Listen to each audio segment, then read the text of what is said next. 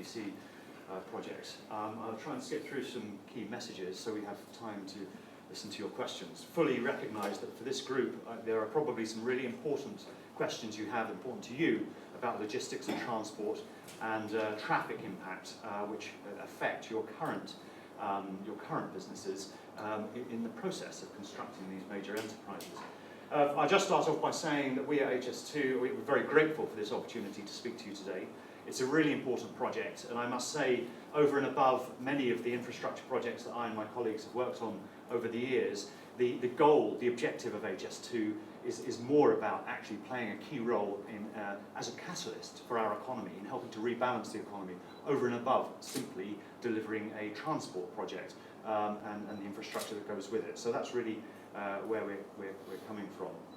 If I can get this first slide up, that's me.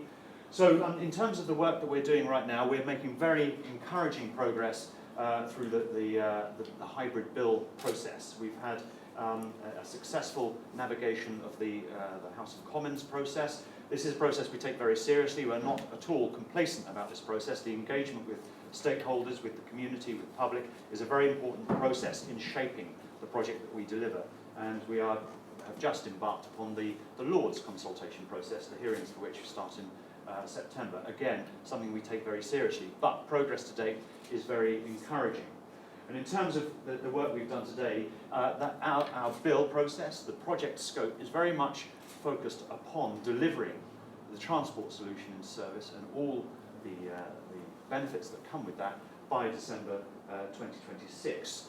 Now, referring to Alan's presentation about the ambitious plans around Old Oak Common, strictly OSD was not part of our plans at Old Oak Common. There is a general requirement on HS2, actually a general key feature of HS2, that we work with local authorities, help local authorities to identify local growth, local regeneration plans, and for HS2 to shape the scheme that we're delivering to try and help complement, accommodate, or even promote those opportunities. And I think Old Oak Common, it's true to say, and the OPDC plans are an excellent example of those very kind of ambitious regeneration plans, and for HS2 to play a role in supporting that. However, it's not part of our original hybrid bill, but through the bill consultation process, through the Commons, we undertook, UNA is referred to here, relate to undertakings and assurances. So those are our responses to particular questions that are put to us during the bill process.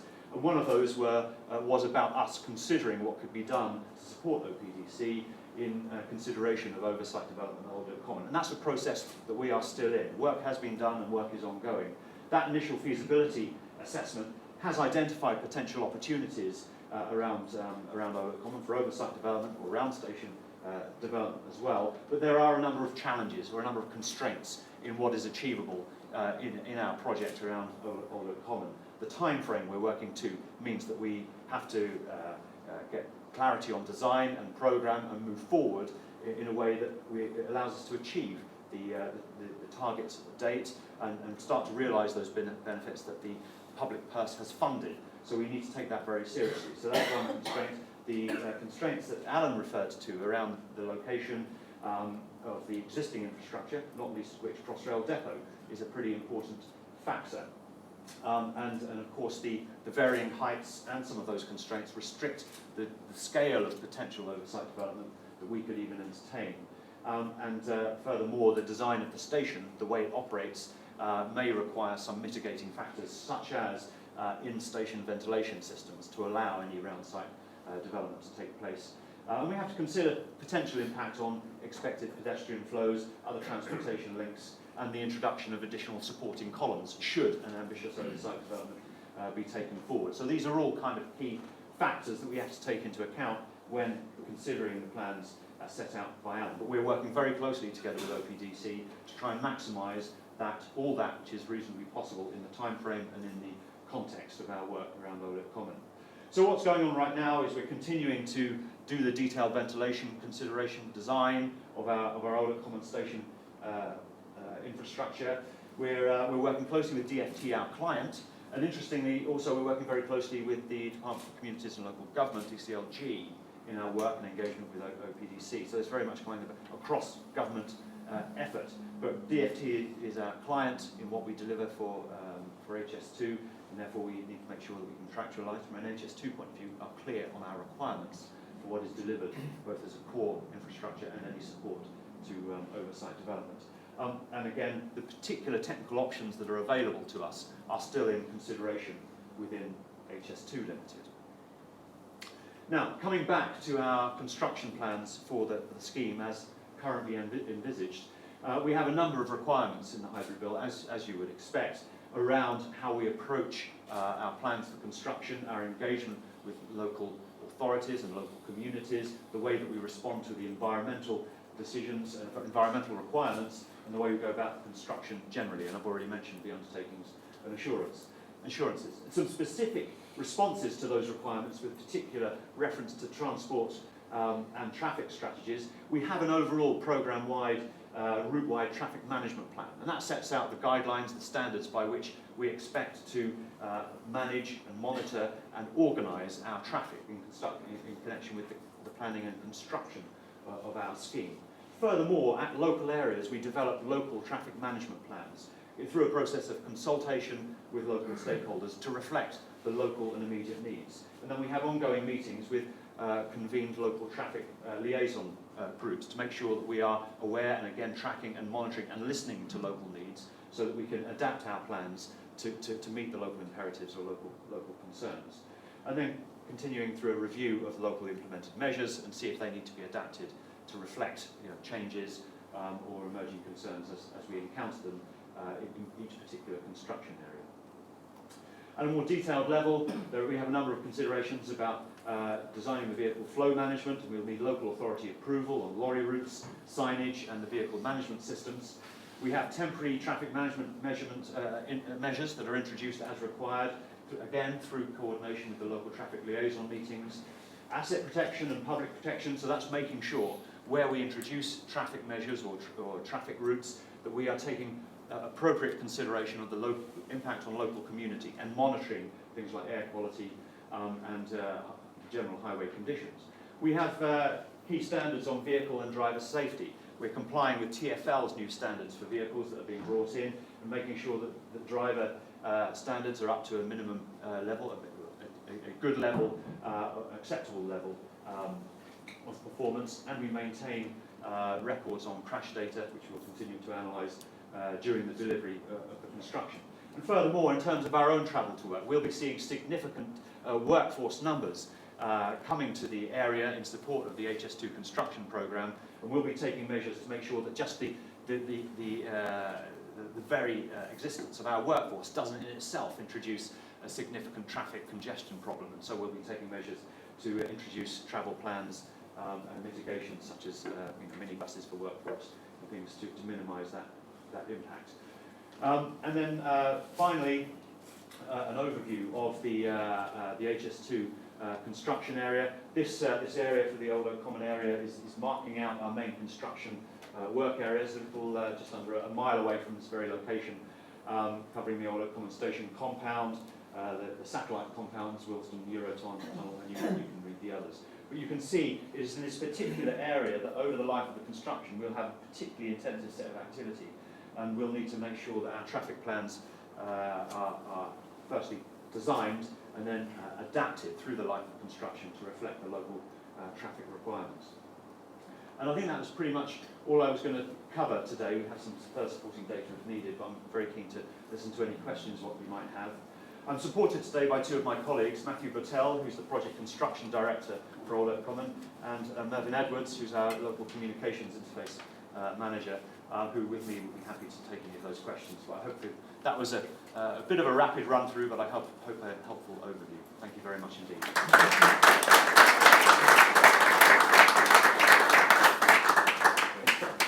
Thank you, Stuart. I mean, as has been said, it really is now over to you for questions. I think it'll probably take two or three at a time, if that's okay, as it was sort of tight on time this morning. So throw your hands up. These presentations will be available online? They will be. For all attendees, we'll circulate the pack afterwards. Okay, thank you. I've got some more if you like. Well, I'm going to take one at the front, and then I'm going to go back to you, sir. understand the OPDC was initiated by the previous mayor. So I want to know if the new mayor has made any changes. I know it's still early stages. Will that have an impact on the OPDC? Well, the new mayor's manifesto is something that has been going through and is being going through. There's discussions that have been going on at the moment. As you can imagine, the mayor's agenda is pretty full. Our chief executive has been meeting with the mayor's office, obviously. That's something that should be taken forward, any implications, but understand fully supportive of the project in the PDC. So it's something that you'll have to watch this space. Don't expect any big changes, but that's something that we'll all be hearing about in due course. You mentioned, or Alan mentioned earlier on, 7 new entrances which are being considered as pedestrian tunnels and all sorts. Are any of these in Part Royal, or are all 7 of those in the old Oak Common? Yeah. It was actually, I think it said 7 plus, because there's lots of small ones as well, but there's some major ones. I'm thinking primarily like over the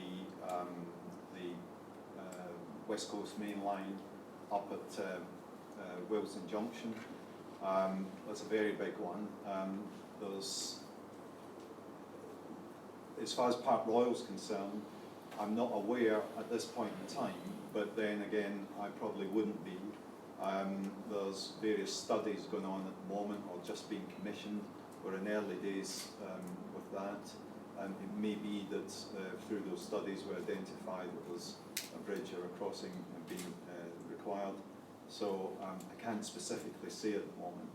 We haven't really started that work in earnest yet, but it will be part of the traffic assessment ongoing. Okay, so the 7 that we discussed are all in Old Oak Common? Yes, the 7 I was referring to, 7 plus. I wanted to ask Stuart, when does he think HS2 will start the works on Victoria Road, being quite a major artery through Park Royal, and I think it's a concern of a lot of occupiers in this route.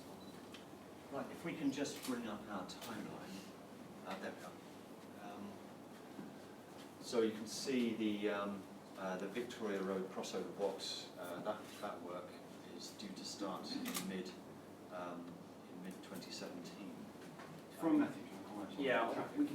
if all goes to plan, we get Royal Ascent at the end of this year, and so next year we'll be starting enabling works contracts. Up until then, it's mainly ecology. We're just doing surveys, so it's very limited impact, and you won't see much in terms of vehicles or manpower. The early works contracts will start to kick in more from next year, particularly from kind of the next financial year, really. So from April onwards.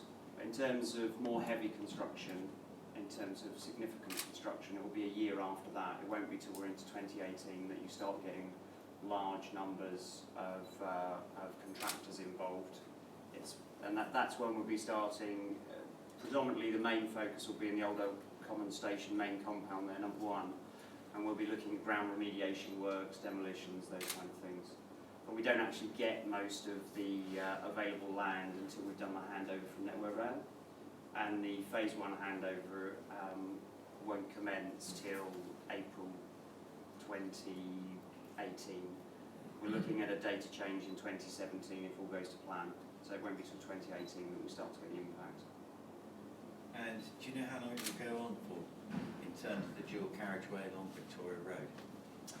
I'd have to look at the specific plan, but in terms of the main civils work, which is where you're looking at the main excavation, those kind of works, will be at full bore in 2019, and they'll go through till the main works till about 2022 in terms of main works. But I'd have to look at the detailed plans that we're building up in terms of the direct impacts on the roads in the area. Because obviously at the moment we're at feasibility stage with all the road traffic management plans, and we will adjust those when contractors come on board.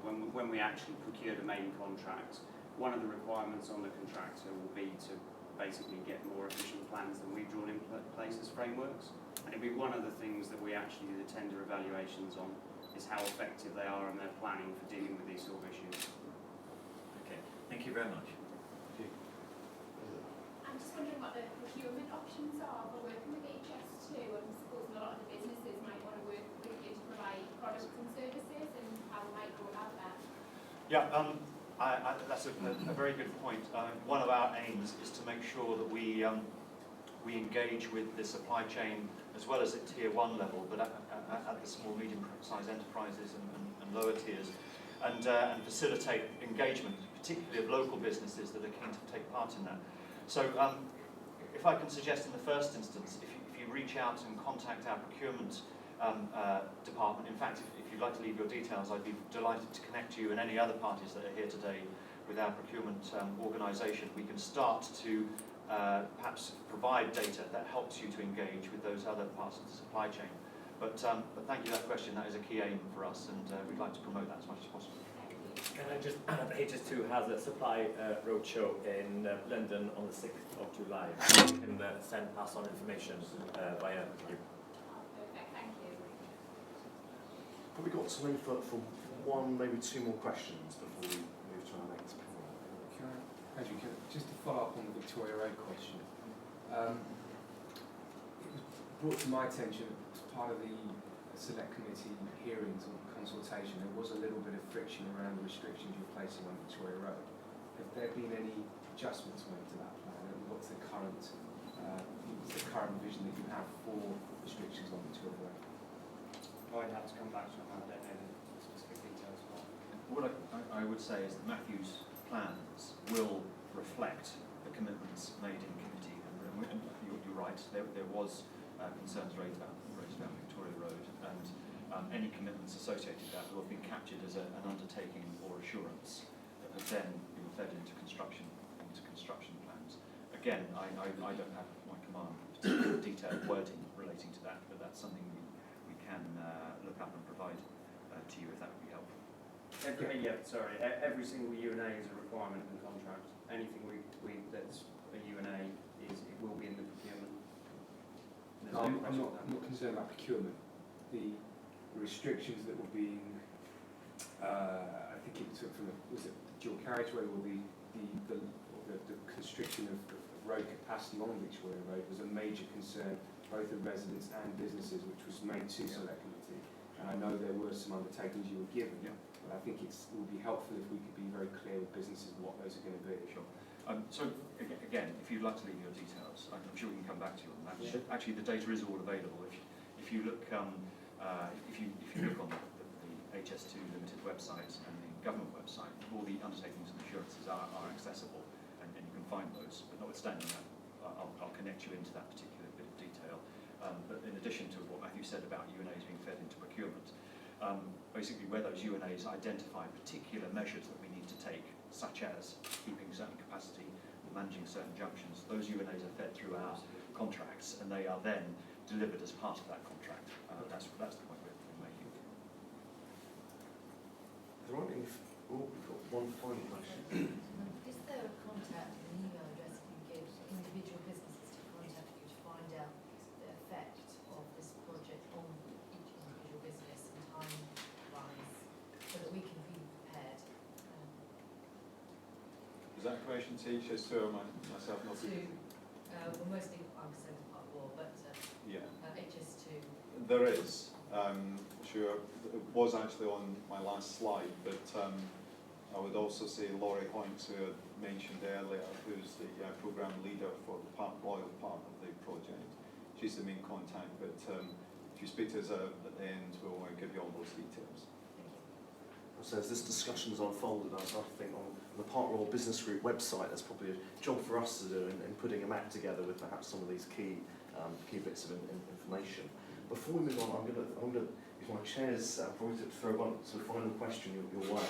It'd be great news to hear today about the conversations happening between OPDC and HS2 around the potential housing conversations. Clearly, in all of our conversations with our membership, the need for more housing, as it's come through in a recent mayoral election, comes through very strongly as a business concern now as with the rest of society. I suppose what I didn't get so much of a sense of is perhaps the interaction between the Old Oak site and Park Royal. and the work that may be starting to come through from the OPDC to better understand those interactions. We're obviously in the next panel we're going to move on to questions around power and energy, and clearly there is an awful lot of power consumed, but also an awful lot of heat created by hot oil. So I wonder what your reflections now are. Yeah, infrastructure strategy, I think it would be reasonable to say, has been driven largely by the regeneration activities, which are mostly associated with Old Oak. But in making the decisions about what infrastructure we need, it's important to understand what the issues are with Park Royal today and what opportunities can be identified in order to capitalise and leverage off of what's been done in Old Oak. So, for example, things like energy supplies, enhancements of networks. If there can be an easy wins to be able to help address some of the issues in Park Royal and hopefully enhance, then that's what we're trying to make sure that we don't miss out on. So one of the first things to do with that is to have is effectively baseline what the conditions are today in Park Royal. We're aware that there's things like broadband issues, aware of the traffic issues, but there's also looking at what types of businesses are here, what type of things like waste management, for example, and trying to make gains on sustainability and waste recycling, for example. So and also trying to take a look at what businesses, how they might develop in the future, how they might grow, how that might actually change their demands and needs. So we're trying to take a holistic approach across the whole project to make sure that both Park Royal and Old Oak, these needs have been addressed to the extent that we can through the project. Well, if I can ask you to put your hands together one more time